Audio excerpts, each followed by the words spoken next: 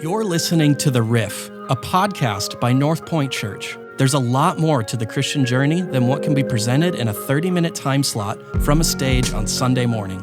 Our host and lead pastor, Jeremy Johnson, will hover between unscripted and unhinged, where he highlights the vision of North Point Church and the Christian journey through stories, interviews, and unfiltered faith ramblings. We hope the conversations will help you engage in how faith interacts with your life. I think we're ready. Let's go for it.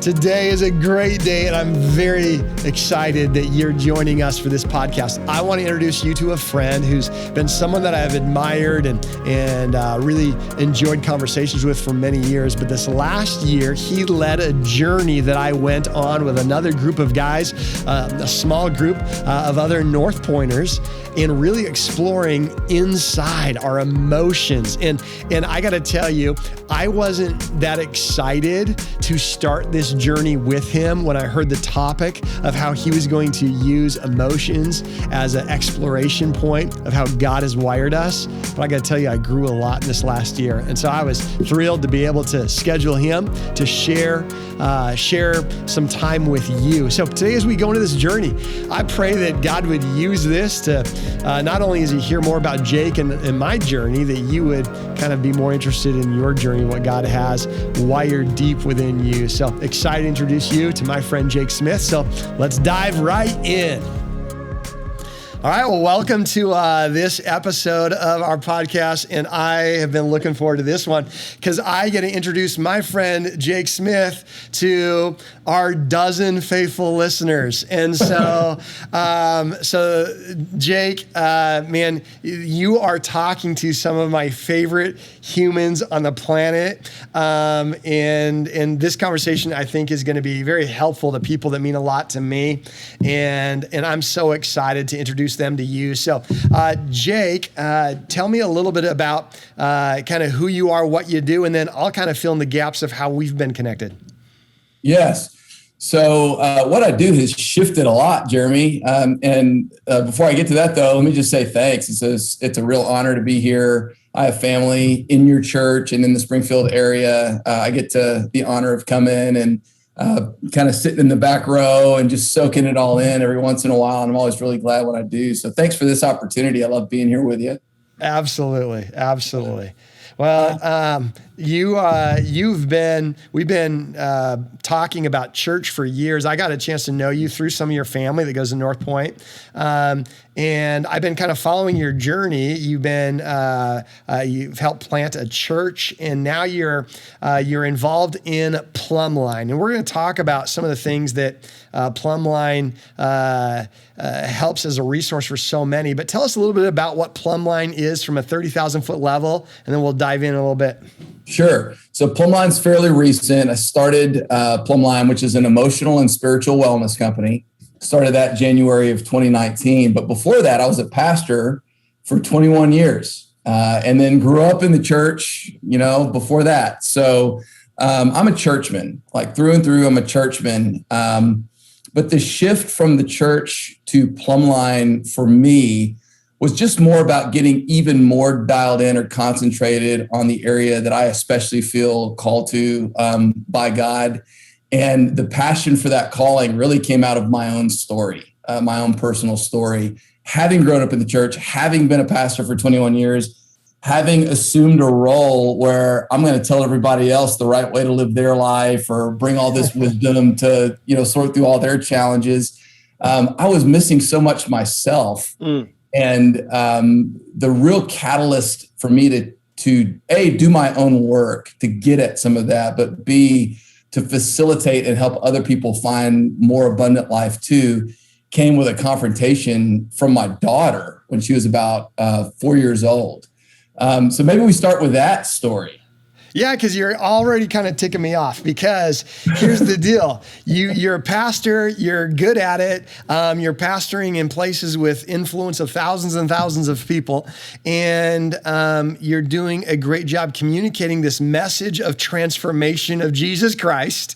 And I know a lot of people listening, they've had that decision of transformation in Jesus Christ. Yet what's angsty about this hearing is you're indicating it's possible possible to receive this transformation of Jesus Christ and still not be transformed? What are you missing? You said you're missing something, but you had Jesus. Talk to me about that. That's exactly right. I can no longer hold the tension of what I believed, my theology, my confessions, and what I taught and what I truly believed, and my experience of my own internal reality.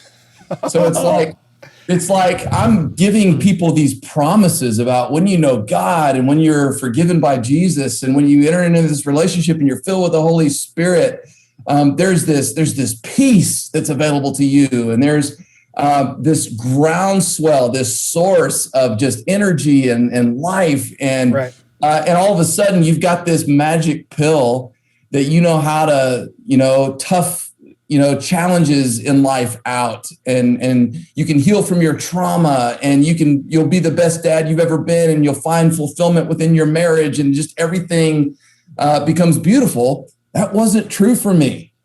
In fact, I'd look at something like the list of the fruit of the Spirit, the fruit of the Holy Spirit in Galatians, for example. It's like, if you are experiencing and engaged with this thing called the Holy Spirit, here's what's going to be true for you inside.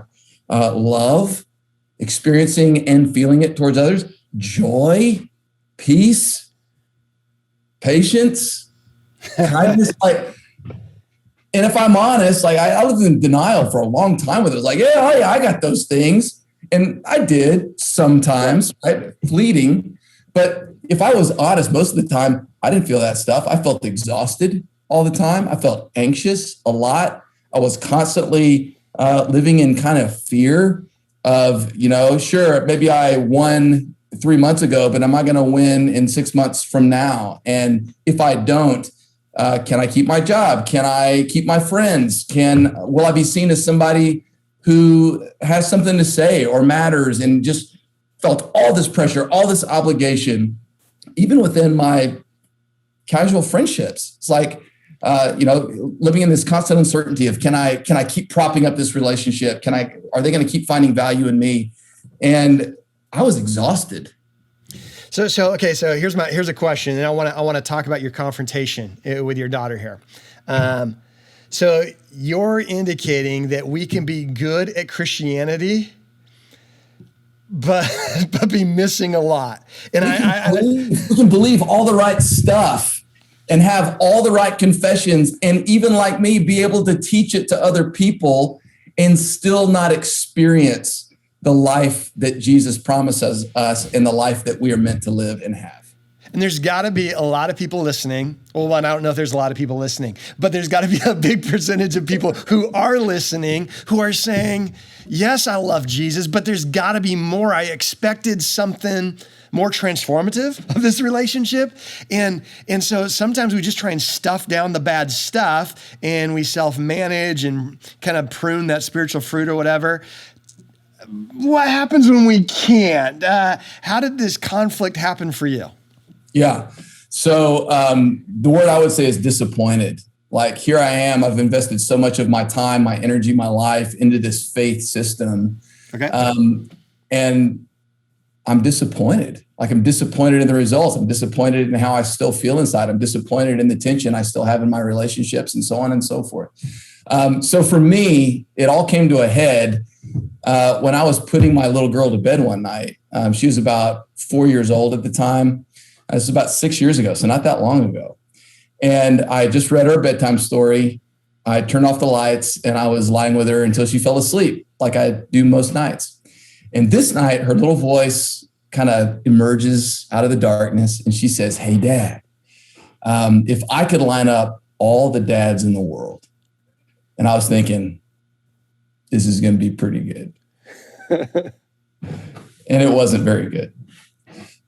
She said, if I could line up all the dads in the world and I could pick a nice dad or you, I'd still pick you.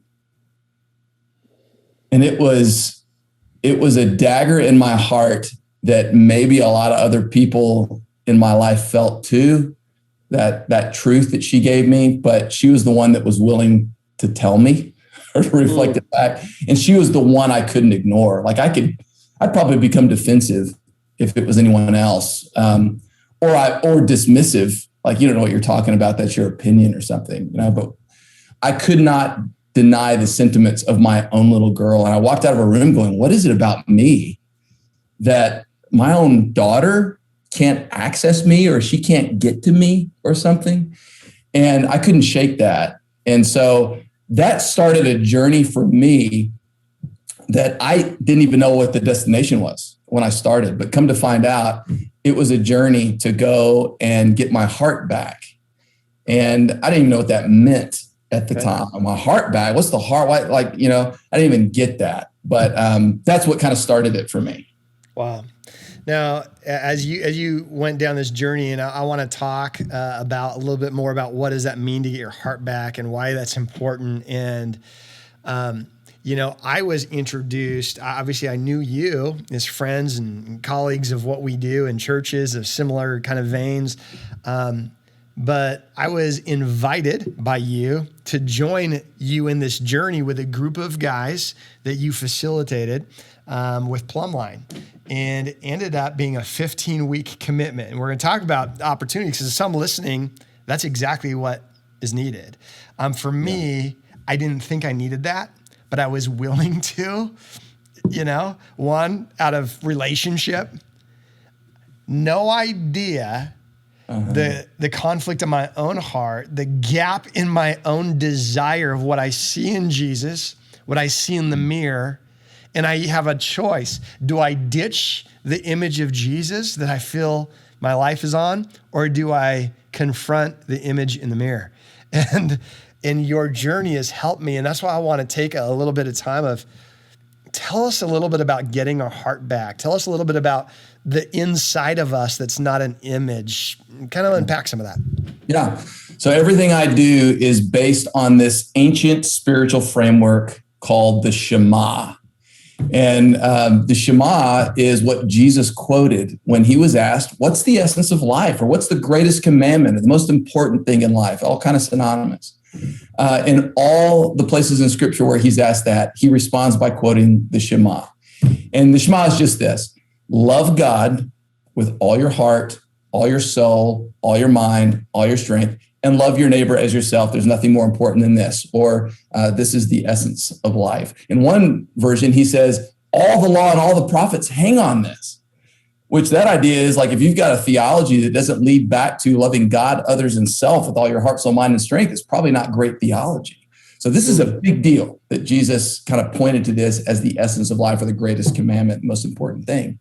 From that, I've come to understand what I now call our spiritual anatomy. And just like our physical anatomy is made up of systems, we've got a heart system, or a circulatory system, and a muscular system, and skeletal, and so on.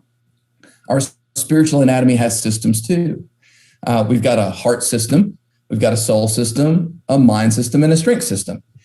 And what spiritual maturity looks like, what's showing up to life and whatever life puts in front of us from the fullness of our design, is to have 4 fully nourished systems that are interconnected. And here's the problem. What I discovered for me, and what I think is true for most people, is we are only living our life and relating to others from 1 or 2 of those systems dominantly. So me, for example, I was living all of life from just my mind and my strength. Mind being my ability to learn new ideas, to have good theology, to have doctrine, to problem solve, to strategize, okay? That system was working pretty good for me, and that's good. That's an important system.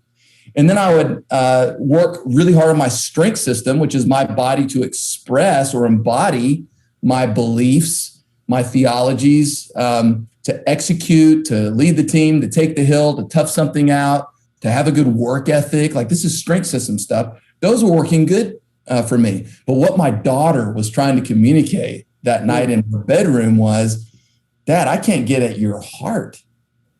I can't get at your soul. And the reason that she didn't have access to those parts of me is because I didn't have those parts of me to show up with to her. It wasn't even an option. So I had to go and get my heart back, find it, get it reconnected, and start to nourish it so that I had it to bring to her. And that's what I mean when I say get my heart back. Okay, a couple questions. So with that, it sounds like a lot of work. Also sounds very uncomfortable. And in my experience in this, yes. Almost every week, just being totally transparent, before the session, I didn't know if I wanted to join because I knew how uncomfortable it could be. And after every single session, I was thankful to God that I did show up, because it's in those uncomfortable growth. And but tell me, why you say you got to get your heart back. What was blocking it? What are the things that block us from one of these areas? Yeah. So we're taught in our culture, this isn't necessarily a church thing as much as it's a cultural West thing, but we're taught from the time we're young, if we're going to thrive in life, if we're going to succeed in life, if we're going to experience life, you're not going to be needing this part of you called your heart system. So we're actually taught pretty early on to leave that thing behind. Now, what's in the heart system? Well, it's stuff like my feelings, being able to identify, connect with, and be open to have these things called feelings when they're true for me. And that's important because it's only when I get good at being conscious of the feelings that are true inside of me that I can know what my heart truly wants and needs. And having been a pastor for 21 years and now having done this for a little more than a year and a half, what I can tell you is the heart will get its wants and needs met with or without you. And if you kind of ignore your heart, you've lopped it off, you've left it behind, and you're living in a mind and strength reality like I was, a lot of times when the bottom falls out of life with a moral failure or unchecked power or relationships unraveling at the seams or whatever it is, it happens because I've ignored my heart, and my heart starts kind of cooing my life to get what it wants and needs without me. Okay, and let's break into that. Like, for example, specifically, let's say I'm ignoring a feeling or an emotion in a tangible way. How did it get there? Why do I ignore it? How come I'm not aware of it? And what does that look like when it reaches to be fed outside of me? Yeah. So the feelings framework that I use in Plumline is from a guy named Dr. Chip Dodd. He's got a great book called Voice of the Heart. But in his research, he says you've only got 8 feelings. Like, there's only 8. And those are anger, hurt, fear, lonely, sad, shame, guilt, and glad. And, they work like primary colors. Okay. So you got red, yellow, blue. Roy G. Viv or something. Roy G. Viv, the rainbow, baby. But so people might go, what do you mean there's only 3 colors? Well, you mix a few of those together in different ways. You come up with millions of colors. The feelings work like that too, right? Mix a few of these feelings together. You can come up with billions of different feelings. But it's important to be able to get back to the core of these, or the primary, because each one of those feelings has a very specific and unique need attached to it and a gift that it wants to lead me to. Those 8 feelings are 8 friends that want to guide me to life. Now, it's not wrong to feel any one of those, which is different than what I was taught growing up. And if you're normal, different from what you were taught growing up. Like, I don't know about you, but when I was a kid, if I was having feelings, especially if they were big, I was sent away, like, go to your room and you can't come out until what? Like, when can I come out? And you're regulated? I don't know. I mean, you stop feeling those. Well, I'm not having feelings anymore. Like, that's what's going to qualify me to rejoin the relationship or rejoin the family. Is like, I got to be thinking rationally. I got to be ready to have a rational conversation. Until then, I'm on my own. I got to go figure it out, right? So we've been taught it's wrong to have these feelings, or that you can't live your life like with a heart. The truth is, it's not right or wrong to feel the feelings. They are just true or not true. So I feel fear or I don't. I feel hurt or I don't. I'm sad or I'm not, right? Not right or wrong, just true or not. Now, can I ignore those or repress those or choose not to honor those? Of course I can. People do it every day. And that's where life gets really hard and filled with anxiety and exhaustion, is when I say, I'm not going to honor these. I'm not going to acknowledge these. When that happens, the feeling doesn't go away. It just devolves. and it gets really twisted and sick. So for example, if fear is true inside of me and I choose not to acknowledge it or honor it, it kind of dissolves into anxiety and control. So instead of acknowledging my fear, being open to feel my fear, bring my fear to God, bring my fear to people who are safe and talk out loud about it, it kind of moves into the shadows inside of me. And my reality, my experience inside becomes I'm anxious all the time. And then compulsively and reactively, I start trying to control people and things that A, it's not my responsibility to control, and B, I probably can't anyway. This is what my daughter was trying to tell me that night. This is how she was experiencing me.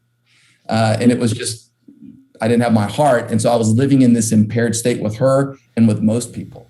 Okay, so if feelings are our friends and they want to bring a gift, how could fear be a gift? Yeah. So there's this cliche. There's like, I don't know if you know this, but there's lots of cliches in the church. I've kind of made a couple of my go-tos, unfortunately. So yeah. Me too. But there's one that's pretty popular. It says, choose faith, not fear. Come on. Choose faith, not fear. Fear not. Fear not, right? There's 365 of them in the Bible, one for each day.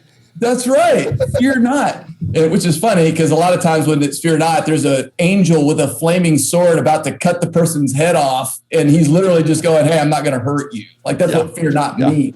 Means change your pants. The other ones, by the way, are actually referring to the impairment of fear that I already talked about. It's like, it's don't live your life racked with this anxiety and trying to control everything. That is not, the way to experience abundant life. Honestly, when I am able to honor my fear, here's all it is confession. I admit that fear is true for me. And the feeling of fear is when I'm at risk of being harmed in one of these four ways. If I'm at risk of being harmed emotionally, physically, spiritually, or mentally, the feeling that rises in me is fear. Okay. It doesn't have to be valid. It doesn't have to be anything. It's just like it's true for me or it's not. Well, what I do with that is when I'm able to identify that and I'm open to let myself experience that because my heart matters, I can only now do I have the option to bring that to God and invite him into it with me, or to bring that to you and invite you into that with me, right? God, like I'm so scared right now. This is what's at risk for me as I make this decision. What if it's wrong? As I decide on this big life shift, moving maybe from this job to that job or moving to another city or whatever it is. Like, here's what's at risk for me with that. Now, here's what's ironic. The only way that I can get to faith, this place of a reality of faith, is if I'm willing to go through the doorway of my felt fear. Because the gift that fear leads me to when I'm willing to honor it and follow it and let it lead me somewhere is faith and wisdom. So there is no faith unless I have fear first. Wow. And every one of these feelings, and that's the journey I was able to go through with you, is to see how each of these feelings is a friend that ushers in a gift. So, time-wise, I want to hit a couple things. One, as you go through this and becoming fully engaged and aware of the heart, how has that impacted your closest relationships? How's that impact you on a daily? And then I want to take some time as we land this and talk about how this might help those who are listening. But talk to us about how has this impacted your Christian journey and the relationships that mean a lot to you? Yes. So the big thing for me in terms of the way that I relate and experience others and the way they experience me, once I started kind of trying to get this heart system nourished, is prior to doing this work, sans, when I was living sans heart, I'd sit down with somebody over a coffee or, we'd go and hang out. And I didn't know this, but I couldn't even really see them. I was too busy looking for myself through their eyes. Like, how am I being seen? Are you impressed with me? Are you going to stick around and not leave me? Do you respect me? Do you like me? Et cetera, et cetera, et cetera. And I was so busy trying to discern or see me through their eyes that I would miss them entirely, right? And without them even being able to voice it or put a finger on it, they would feel lonely with me, or they would feel shame when they were around me, or they'd feel sad when they were with me, or maybe I was scary to be with, as I was kind of working my agenda subconsciously to that end. Well, what happens when I started to get my heart back is I'm like aware of what's going on inside of me. It's like I might go to a meeting and sit down and go, it's actually scary for me to be with them, or I feel a lot of shame with this person because they're so much more successful than I am, or they're so much more intelligent or knowledgeable or likable or something. So I feel a lot of shame when I'm sitting down with them or whatever it is. Or even I'm connected to what's going on in my life. I got a lot of hurt right now because of what's going on over here, or a lot of anger because of what happened over there. Well, what happens is when I have me like that, now I can see you. So when I have me, it means I'm not going to perform for you, or I'm not going to try to manage you or caretake you or control you in any way. Now I have the option to just be with you and see you and connect with you because I can bring you my heart and you've got access to it. So massive, massive difference. So every relationship of our life, thinking what would it look like if we were positioned, not distracted by ourselves, we were positioned to fully engage, fully see. And obviously, if you're listening, you know that would have a massive impact on my parenting, my spouse, my work. We have a lot of people who are listening and they're wanting tools for this, because you're tapping into something that isn't talked about a lot. Jake, you're doing something that is so needed. As I've come alive in different areas, and I'm way better positioned as a dad. Like, I'm going to pay for my kids' first few sessions of therapy and just say, I'm sorry. Okay, but from now on, I'm going to be more engaged. Yeah. What are some tools that we're going to have here in the show notes here? We'll have a link there. People can go and say, okay, I want some more. And it might be a daily tool. Like, we're going to talk about the Shema Way app. It might be saying, I want to be in one of these groups that I was in that was so meaningful. And it's a commitment. Or it might be saying, hey, is there a way I can do this in a weekend? Talk to us about some of these tools as we land the plane, but really kind of push people towards some more exploring. Yeah. So I've tried to have an array of everything from free tools to people who are just like, they're going, I am not okay to keep living like I am. I'm ready for more out of life. And I want to do something immersive and immediate, right? We got this range. So on the free side of things, all of these are on my website. So if you just go to goplumline.com, which is, there's no B in Plumline, it's just GOPLUMLINE.com. And we'll have that in the notes too. So if you're not quick at typing, you just need to be good at clicking. Yeah, in the show notes. But go to goplumline.com and you can download a free ebook that I've just written. It's super underwhelming as far as, how intense and easy it is to read. It's pretty short. But I talk through the 4 systems of our spiritual anatomy in that, and different ways that you can nourish each one. That's totally free. So just go to goplumline.com, download that. Just up from that, for a couple of lattes a month, the cost of a couple of lattes a month, $6.99, I've developed an app with a partner, Anthony Skinner.